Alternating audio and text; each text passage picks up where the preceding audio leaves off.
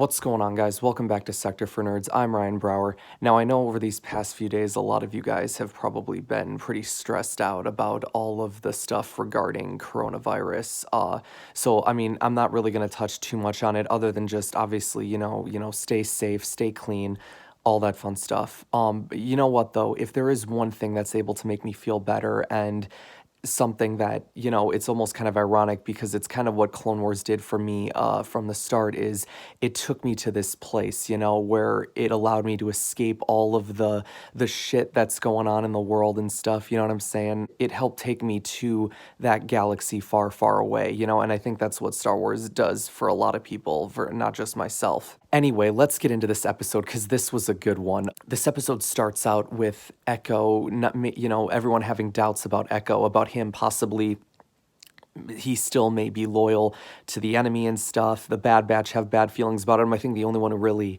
has a good feeling about him is Rex, and I think by default, because of that, Anakin does too. So their objective in this episode is to take the planet, the one of the primary bases on the planet, Skeko Minor, to try and, retake this planet.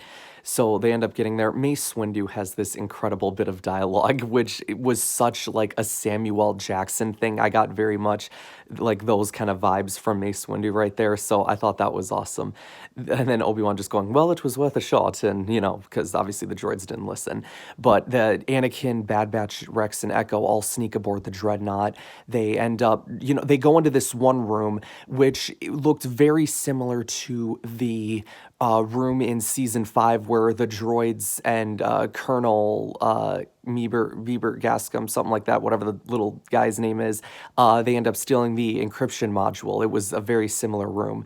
But in that room, Echo is like feeding the separatists false info and everything. So that way it tells Trench, oh, let's do this. And then Echo's like, I got you where I want you. And then blows up, or doesn't blow up all the droids, but he deactivates them all. Kind of very much like kind of what happened in Phantom Menace, but this one was a lot cooler because they were all getting shocked and stuff and they were all falling to the ground. I thought it was pretty sick. Anakin freaking killed Trench, which is crazy. It's actually almost kind of ironic that he was the one to do it because if you look at, the first episode that Trench was in, it was, basically him versus Anakin in their little ship-to-ship game, his Dreadnought versus the stealth ship, which also happens to be, if you go and watch the Clone Wars episodes in chronological order, that episode is the first episode in the series, if you're going in chronological order, even though it was in season 2, which I thought that was pretty interesting because now that kind of closes a chapter on that story because, Anakin thought he killed him the first time, but it turns out he was still alive, and so this time for sure he is dead because Anakin just took his saber and just stabbed it right through his heart. There are some really cool moments like during the part where they're trying to escape the Dreadnought, where they're working their way through the corridors and stuff, fighting all the droids. Wrecker has this amazing moment where he's like, wrestling all these droids and stuff, punching through them and everything. Crosshair had this amazing moment. He actually had a couple moments like it where he would plant these little things on the wall where he would shoot them and the blaster bolts would ricochet off of them, and because of it, it would wipe out like hallways of droids. And Wrecker would be like, what? He outstaged me and stuff. So I thought that was funny.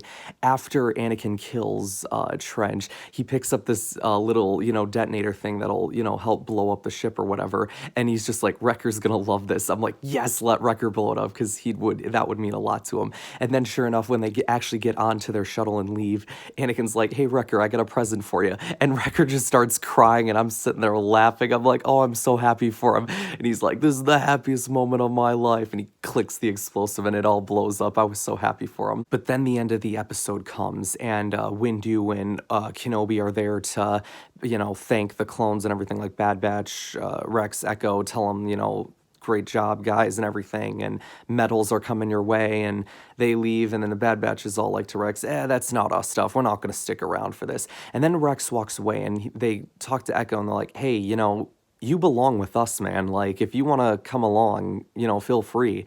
And then Echo walks over to Rex. Rex is all like, if that's where you feel you fit in, go for it. And I'm sitting there like, oh man, what's he gonna do? And he just walks over to. Here's what I thought was gonna happen actually when he first walked over. When he first walked over, I thought, okay, Rex is gonna turn around. He's gonna see him He's gonna see him talking to Bad Batch, and Rex is gonna assume like, oh, he's gonna go with the Bad Batch, and so then he starts walking away even more.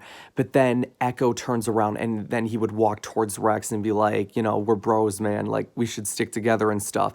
That's not what happened though. But like with what we got, I was very happy too, because what happens is then Echo goes over to Bad Batch, and they all turn towards Rex, and they do the salute, and Rex does the salute back. So I thought that was pretty cool. And you know what? Echo does deserve to be with the Bad Batch. Like, I think that's a pretty cool idea. Now, what does disappoint me though is that originally, for those who have seen like some of the story reels and stuff from like a celebration, I think from like 2015 or 16, of like unfinished Clone Wars episodes. One of the arcs that we were gonna get was gonna be another arc with Bad Batch, and they were gonna be on Kashyyyk. So it kind of disappoints me that we're not going to get that, because like now that Echo's a part of the group, I would have loved to see Bad Batch with Echo now, and I think the idea of them being on Kashyyyk is a cool concept. Unfortunately, no thanks to Disney, we're not getting it. So overall, as far as how this arc was, I thought this was a really great arc.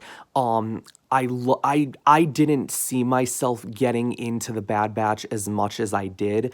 And I think that's what helped it. And that's also why I'm kind of disappointed that we're not getting another arc, because I wanted to see more from these guys. And I was a bit worried as these episodes get on. I'm like, are we going to lose someone from the Bad Batch or something? Or are we going to lose Echo? Thankfully, we didn't. But like, I want to see more of these guys. Now, I wonder maybe if they're going to be in Siege of Mandalore at all. I'm not sure. But all I know is, guys, is I'm really disappointed that we're not getting that Kashyyyk arc. And for those who haven't seen the story reels for that and stuff, like the clips and the clip from it and everything, you guys should go check it out. I'm pretty sure Star Wars has it like on their YouTube channel somewhere. But guys, next week, we are going to start an arc involving my favorite character, none other than Ahsoka Tano, and I am so freaking excited. I'm very curious to see what they're going to do with this. Obviously, this is going to be the arc that involves the two sisters, Trace and Rafa. I'm not sure where we're going to be at and stuff with the timeline when we start this episode out, because part of me, like, I threw out a suggestion to a couple people that a couple of my friends, like Caleb and my brother Chris, and I told them, like, I think it'd be a really interesting way to start out the episode is if you don't do the traditional intro.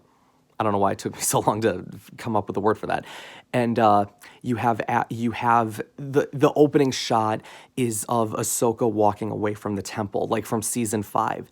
And then as soon as that shot ends of her walking down the stairs, the next shot afterward is like just her walking down the steps and what she's doing after that. Like, because I would just love to see what happened to her after she walked down those steps and stuff.